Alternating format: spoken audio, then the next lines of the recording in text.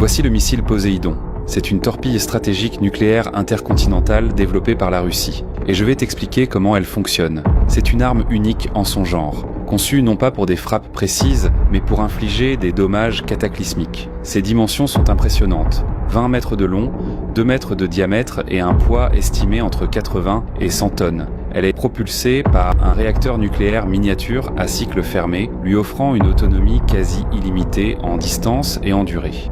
Sa vitesse sous-marine est estimée entre 70 et 100 km/h grâce à une propulsion à supercavitation partielle, bien au-delà des capacités de détection et d'interception des torpilles classiques. Sa profondeur opérationnelle est estimée entre 1000 et 1500 mètres, ce qui la rend invisible pour la majorité des sonars occidentaux.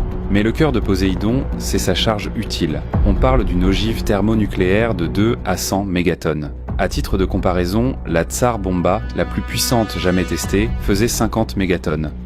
Le Poséidon n'est pas lancé depuis un silo, mais depuis un sous-marin porteur, le K329 Belgorod, un sous-marin à propulsion nucléaire de classe Oscar. Il est capable d'en transporter jusqu'à 6. Le projet a été révélé pour la première fois en 2015 et des essais sous-marins auraient déjà eu lieu depuis 2019. Son objectif militaire est clair, en cas de guerre nucléaire, il garantit la destruction différée de l'adversaire, même si la Russie est neutralisée. C'est une sorte d'assurance apocalyptique. Poséidon n'est pas une arme de guerre, c'est une arme de fin du monde. Dis-moi ce que tu en penses en commentaire. Like et abonne-toi.